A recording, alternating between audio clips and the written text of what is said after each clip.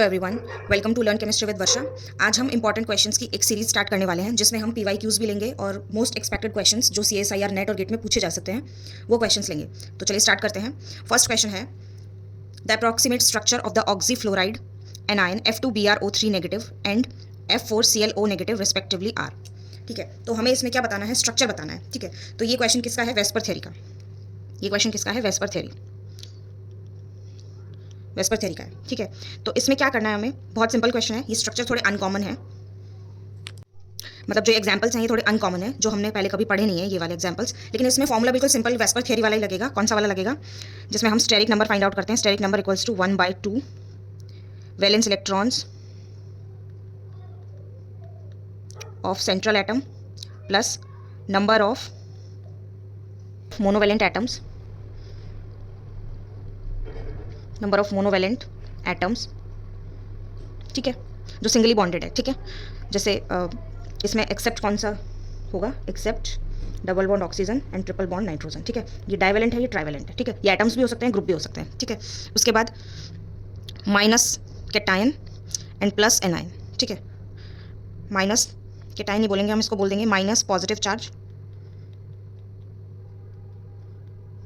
And plus negative charge, plus negative charge. ठीक है, तो इसका मतलब क्या है कि ये कॉमन फॉर्मूला, ये तो सबको पता ही है। ठीक है, तो अब हम इसका स्ट्रक्चर फाइंड आउट कर सकते हैं किस तरीके से, ये फॉर्मूला अप्लाई करके। ठीक है, तो फॉर्मूला क्या था, फॉर्मूला है स्टेरिक नंबर इक्वल्स टू, अब हमें इसमें क्या फाइंड आउट करना है, ये दोनों स्ट्रक्चर्स है। इसमें हमें पहले तो ये डिसाइड करना होगा कि इसमें सेंट्रल एटम कौन सा है। तो इसमें क्या है, सेंट्रल एटम ब्रोमीन है और इसमें क्लोरीन है। ठीक है, तो सेंट्रल एटम हम कैसे डिसाइड करते हैं, मैं आपको इसका भी कॉन्सेप्ट बता देती हूँ कि सेंट्रल एटम हम कैसे डिसाइड करते हैं। वेस्पर थ्योरी में हम सेंट्रल एटम कैसे डिसाइड करते हैं, देखो कॉन्सेप्ट। जो सेंट्रल एटम होता है वो वेरी लेस इन नंबर होता है बाकी एटम से। ठीक है, वेरी लेस इन नंबर। ठीक है, और दूसरी चीज़ क्या है, लीस्ट इलेक्ट्रोनेगेटिव, लीस्ट इलेक्ट्रोनेगेटिव। ठीक है, बाकी सबसे। तो अब जैसे फॉर एग्जांपल ये वाला हम एग्जांपल लें, अगर F2BrO3, तो वेरी लेस इन नंबर कौन सा है, ब्रोमीन है। ठीक है, ये 2 हैं, ये 3 है, तो इसका मतलब ये क्या हो गया, सेंट्रल एटम। ठीक है, और ये लीस्ट इलेक्ट्रोनेगेटिव भी है, इन दोनों से लेस इलेक्ट्रोनेगेटिव है ना। ठीक है, और जो दूसरा वाला है F4ClO, अब इसमें लेस नंबर ऑक्सीजन भी है और क्लोरीन भी है, बट हम इसमें क्या लेंगे, क्लोरीन, क्योंकि ये लेस इलेक्ट्रोनेगेटिव है ऑक्सीजन से। इसकी इलेक्ट्रोनेगेटिविटी क्लोरीन की किससे कम होगी, ऑक्सीजन से। ठीक है, तो अब हम फाइंड आउट करते हैं स्टेरिक नंबर। ठीक है, ये डिसाइड हो गया, हमारा सेंट्रल एटम डिसाइड हो गया दोनों में। यहाँ पे ये सेंट्रल एटम है और यहाँ पे क्लोरीन है। ठीक है, तो फर्स्ट वाला एग्जाम्पल अगर हम लेते हैं F2ClO3। ठीक है, तो स्टेरिक नंबर फाइंड आउट करते हैं। Number of valence electrons on central atom कितना होगा, क्लोरीन पे कितने वैलेंस इलेक्ट्रॉन्स होते हैं, 7, प्लस नंबर ऑफ मोनोवैलेंट, ये तो डाइवैलेंट होता है, अभी मैंने एग्जाम्पल में बताया था आपको। ठीक है, ये मोनोवैलेंट है। ठीक है, तो ये क्या हो जाएगा, +2, और प्लस कोई कैटायन एनायन नहीं है तो ये 0 - 0 हो जाएगा। ठीक है, तो 7 + 2, सॉरी एनायन है यहाँ पे, तो एनायन क्या होगा, ऐड होगा, +1 होगा, +1। ठीक है, और यहाँ पे ये क्या होगा, -0 होगा, क्योंकि यहाँ पे एनायन है, कैटायन नहीं है। -0 +1, 7 8 9 10 डिवाइडेड बाई 2, 10/2, 2 5 10, ये क्या हो जाएगा, sp3d। ठीक है, तो इसका स्ट्रक्चर क्या हो जाएगा, सॉरी ज्योमेट्री क्या हो जाएगी, TBP। ठीक है, और स्ट्रक्चर क्या होगा इसका, अभी हम बना के देख लेते हैं। F2BrO3, सॉरी मैंने यहाँ पे Cl लिख दिया ना, यहाँ पे Br आएगा। ठीक है, फिर भी उसमें वैलेंस इलेक्ट्रॉन 7 ही होते हैं, तो कोई इतना फर्क नहीं आएगा स्टेरिक नंबर फाइंड आउट करने में। Br में भी 7 ही होते हैं। ठीक है, तो हम पहले Br को सेंटर में लिखेंगे, Br। ठीक है, उसके बाद ऑक्सीजन, हमने एक चीज़ पढ़ी है इसमें, वैलेंस इलेक्ट्रॉन्स, सॉरी जो वेस्पर थ्योरी है, इसमें हमने क्या पढ़ा है कि जो डाइवेलेंट एटम्स होते हैं, डाइवेलेंट जो इलेक्ट्रोनेगेटिव एटम्स होते हैं, जो इलेक्ट्रोनेगेटिव एटम्स होते हैं और लोन पेयर, वो कहाँ पर आते हैं, इक्वेटोरियल पर। ठीक है, क्योंकि वो क्या होते हैं, इलेक्ट्रॉन लविंग होते हैं। तो ऑक्सीजन इधर, ऑक्सीजन इधर, ऑक्सीजन। ठीक है, और एक्सियल पे क्या आएगा, फ्लोरीन। ठीक है, तो इक्वेटोरियल पे हम किस किस को लेते हैं, लोन पेयर्स को। ठीक है, लोन पेयर्स को, और किसको लेते हैं, डबल बॉन्ड, ट्रिपल बॉन्ड। ठीक है, क्योंकि इनमें क्या होता है, %S कैरेक्टर ज़्यादा होता है, %S ज़्यादा होता है, तो इक्वेटोरियल प्रेफर करते हैं। ठीक है, और जो सिंगल बॉन्डेड होते हैं वो क्या प्रेफर करते हैं, एक्सियल। ठीक है, क्योंकि जो ये वाला जो है हाइब्रिडाइजेशन, ये क्या होता है, sp2, और ये क्या होता है, PD, तभी तो ये sp3d बनता है। ठीक है, क्या बनता है ये, sp3d। तो इसका मतलब क्या हुआ कि यहाँ पे एस कैरेक्टर है, तो एस कैरेक्टर लविंग होते हैं ये वाले स्पीशीज, तो ये कहाँ आ जाएगा इक्वेटोरियल पे, और पीडी यहाँ पे एस कैरेक्टर बिल्कुल नहीं है, तो इसका मतलब एक्सियल पे कौन से आएंगे, जो एस कैरेक्टर लविंग नहीं होते। ठीक है, तो इसका आंसर क्या आ जाएगा, टीबीपी, और स्ट्रक्चर भी टीबीपी आ जाएगा। तो इसका मतलब क्या होगा कि स्क्वायर पिरामिडल तो नहीं है ये वाला, ये भी नहीं है, इन दोनों में से कोई होगा। और दूसरा वाला जो अभी हम फाइंड आउट करते हैं, दूसरा एग्जाम्पल क्या है, F4ClO, F4ClO नेगेटिव। ठीक है, अब इसका स्टेरिक नंबर फाइंड आउट करते हैं हम। Steric number equals to half bracket number of valence electrons of the central atom chlorine है यहाँ पे, तो ये क्या होगा 7, plus number of monovalent fluorine यहाँ पे कितने हैं 4, प्लस 4, उसके बाद ये डाइवेलेंट है, और प्लस एनायन मतलब 1 होगा, और कैटाइन यहाँ पे एक भी नहीं है तो 0। ठीक है, तो 7 + 4 11 + 1 12, 12/2, 2 6 12, तो ये क्या हो जाएगा sp3d2। ठीक है, sp3d2 क्या होता है, ऑक्टाहेड्रल। ठीक है, ये तो क्या हो जाएगा इसकी हो जाएगी ज्योमेट्री। ठीक है, और इसका स्ट्रक्चर क्या होगा, स्ट्रक्चर हम बना के देखते हैं। इसमें कितने बॉन्ड पेयर्स हैं, 4 और 5, 5 bond pairs, 5 bond pairs and 1 lone pair, तो ये क्या हो जाएगा स्क्वायर पिरामिडल। ठीक है, इसका स्ट्रक्चर बना के देख लेते हैं हम। Cl यहाँ बीच में सेंट्रल एटम है। ठीक है, उसके बाद fluorine fluorine fluorine and fluorine. ठीक है, और एक ऑक्सीजन है, यहाँ पे ऑक्सीजन आ जाएगा, और यहाँ पे लोन पेयर है। ठीक है, तो क्लोरीन के कितने इलेक्ट्रॉन्स हैं, 1 2 3 4 5 6 7 एंड 8। यहाँ पे Cl नेगेटिव है ना, यहाँ पे एक नेगेटिव चार्ज है, तो इसका मतलब यहाँ पे 8 हो जाएंगे।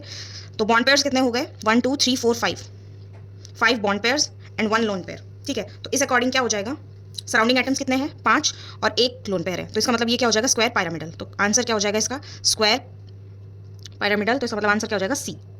एक सेकंड, मैं डिफरेंट कलर से इसको टिक मार्क कर देती हूँ, सी इसका आंसर हो जाएगा। ठीक है, नेक्स्ट क्वेश्चन है, the total number of lone pairs present on the cation formed by the reaction of ClF3 and HF is.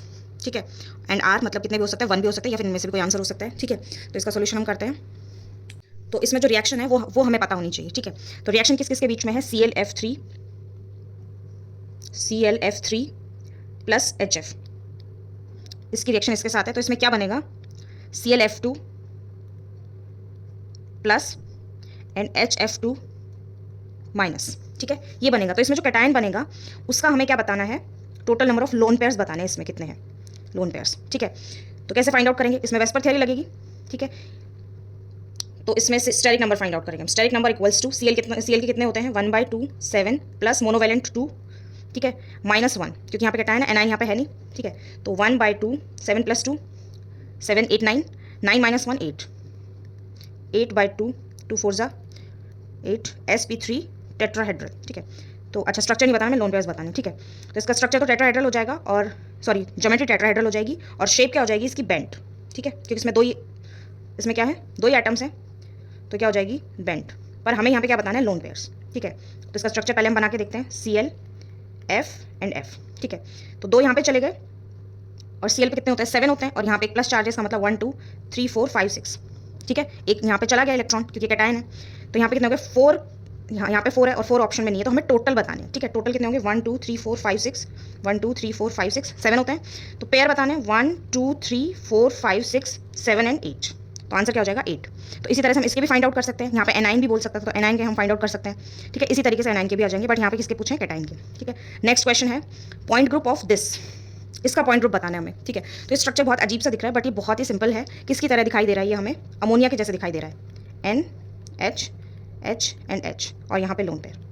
ठीक है, कैसे अमोनिया की तरह दिखाई दे रहा है, ये जो यहाँ पे आयोडीन है वो एज अ लोन पेयर हम इसको मान सकते हैं। ठीक है, रिलेट कर रहे हैं हम ज्योमेट्री को, ऐसे ये दोनों सेम नहीं है, बट हम इसको रिलेट कर रहे हैं। ठीक है, तो क्या होगा, इसमें लोन पेयर को आयोडीन की तरह ले सकते हैं। ठीक है, और HH जो है ये PPH2 और PPH2। ठीक है, और उसके बाद में यहाँ पे कुछ नहीं है, बट यहाँ पे जाके जब ये दोनों सारे अटैच हो रहे हैं, तीनों सॉरी अटैच हो रहे हैं, तो B नेगेटिव पीएच से अटैच हो रहे हैं। ठीक है, तो यहाँ पे अगर कुछ अलग होता तो भी कोई प्रॉब्लम नहीं थी, जैसे यहाँ पे B नेगेटिव है, पीएच है, यहाँ पे कुछ भी है, लेकिन ये इतना स्ट्रक्चर अमोनिया के जैसे दिखाई दे रहा है, और यहाँ पे सेम उसी तरीके से एक से अटैच हो रहा है, तो हम यहाँ से C3 अप्लाई करेंगे जब, एक सेकंड मैंने थोड़ा गड़बड़ कर दिया है, हाँ, यहाँ से C3 अप्लाई करेंगे जब हम, जैसे अमोनिया में हम यहाँ से C3 अप्लाई करते हैं,